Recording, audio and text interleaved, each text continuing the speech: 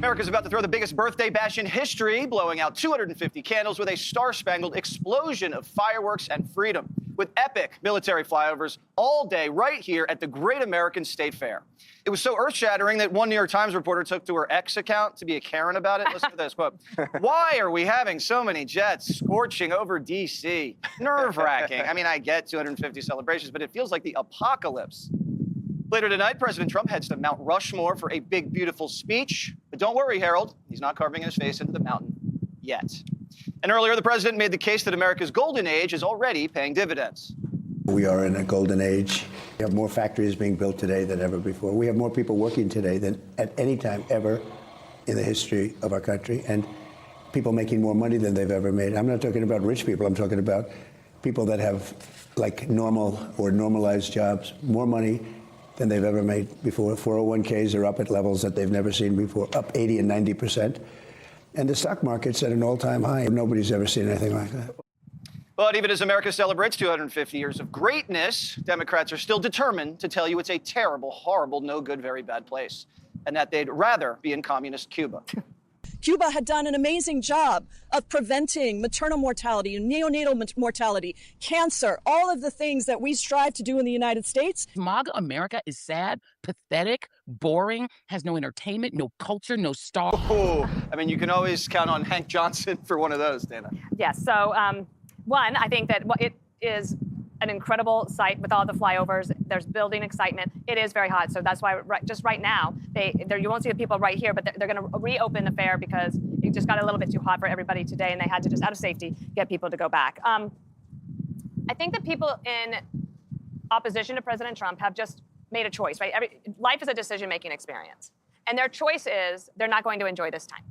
They have decided to just be completely against. Now, Democrats of old, if they were in opposition to somebody, they would try to beat you, right? They wouldn't be defeatist about it. They'd throw a bigger party and a better party, and they would show you, and they would make it free, and it would be open bar, and everybody would want to go to that party. And something has changed. Like Greg talks about them being broken people, and I was thinking about that. We'll talk about Mamdani later in the show. But it just seems to me it's like they've made a choice to be dour. When you can, as a human, especially as an American, right? You have the pursuit of happiness. You can choose your own adventure here. You can choose how you're going to live your life. And one of them might be just like, join the party. But if you can't join them, try to beat them. But they didn't even do that. You know, at a normal party, there's going to be people there you don't like, Kellyanne, right? You don't have to spend the whole time at the party complaining that they're there. You just ignore them. You go to the bar. You do your thing. Why can't Democrats do that? Everyone has that niece who comes home each Thanksgiving just to ruin the meal for everyone. Look, I've learned to ignore them into irrelevance. We should be lifting it up. If we can agree on anything, it's the founding of this country, the patriotism, the optimism, the opportunity, the prosperity.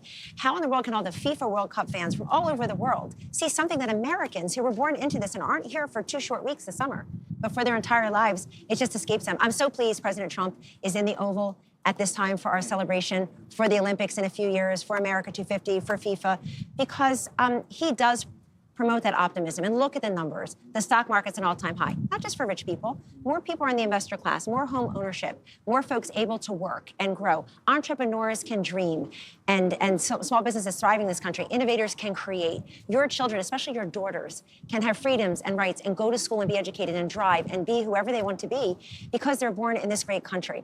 And I'm glad he's going to Mount Rushmore because in 2020, President Trump went to Mount Rushmore on July 4th, and Governor Nome at the time said they were having a hard time getting more approvals for more fireworks. There was some kind of ban before. Of course, he got that lifted. They went there. And his message then, 6 years ago on July 4th at Mount Rushmore, is the message for all time now about equality, justice, our rule of law. It's just a different system when you can elect your leaders. And I have this to say.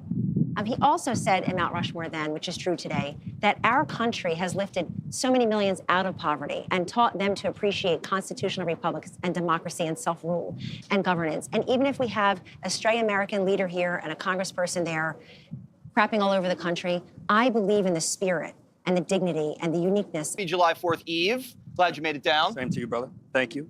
I don't necessarily, first of all, it's good to be with everybody. I don't necessarily disagree with Kellyanne or DP. And I'm probably going to agree with the veteran at the table as well. This day to me, or these days leading up to the 4th of July and this 250, the radical idea of all men are created equal. We are a country that has tried our hardest to live by that. to practice our politics that way and to determine when we might go in to lead men and women into harm's way because we believe in that so strongly. The revolution is an unfinished revolution because we're constantly striving, constantly trying to be better. I think people voices that want to raise concerns about how freedoms and opportunities are not flowing as abundantly as they should to communities and areas, rural and urban alike across the country, have every right to do that. But do it in a more unifying way. You and I were talking off air before starting. I know we've got a segment we're going to talk about one or two voices, but there's no need to not acknowledge that we are the greatest nation to ever be birthed. We're the greatest experiment that is an ongoing experiment. Back in 1976, when we celebrated the bicentennial, we were coming out of Vietnam, we were coming out of Watergate, stagflation was being overcome.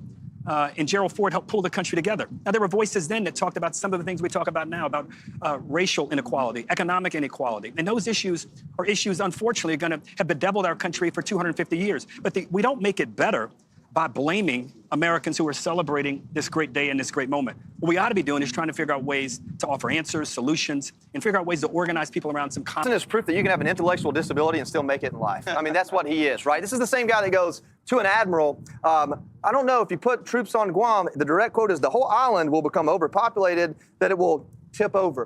That was a real that was a congressman drilling an admiral about movement of troops in the Pacific, which, by the way, today is the most important thing we could do because we're worried about China. So even back then, not only was he dumb, but he was also wrong. So when he sits there and he goes that the current administration aims to put, he said us, I don't know how much time he spent in slavery. Maybe he is that old, I don't think so. He said put us back in the cotton fields.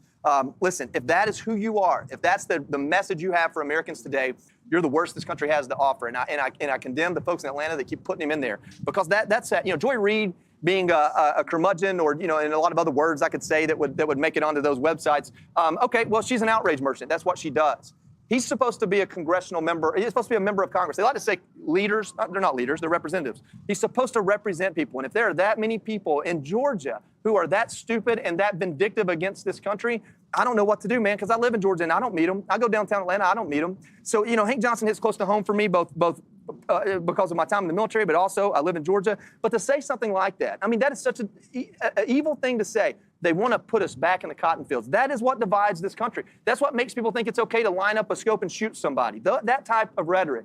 And if you want to say that President Trump is guilty of it, well, okay, keep your ability to condemn it. And the minute you start saying what I consider to be much more hateful things, you lose that. And then you move on down the line to Jayapal. Just a quick statistic. In this country, it's almost $70,000 a year. So even the poverty line is different. To know that the majority of people in Cuba at any given time are struggling to get food or skipping a meal that day, not because of anything this administration is doing, but because of what their government has done for the better part of 50 years. And to sit there and sing that as the model we should look after, hey, when people tell you who they are, listen to them. And that's what Democrats in Congress want us to be. And it scares me to death that because President Trump is bombastic and sometimes hyperbolic in his delivery, they're going to leverage that to maybe even ruin this country.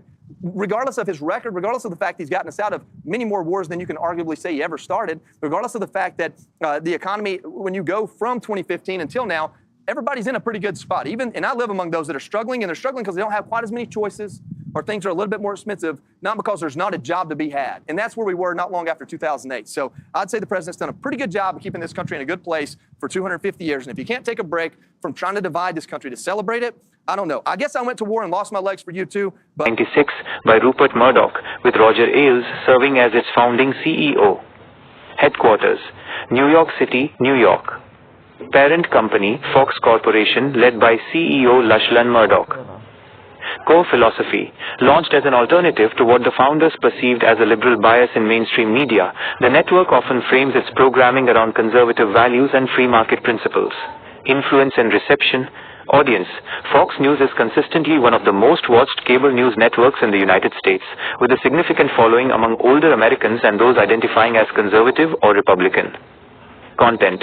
The network broadcasts 24/7, combining traditional news reporting with opinion-based talk shows, analysis, and lifestyle programming.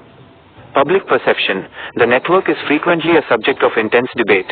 Supporters often view it as a necessary balance to other media outlets, while critics and various academic studies have argued that its coverage is biased, promotes misinformation, and leans heavily in favor of the Republican Party and conservative causes.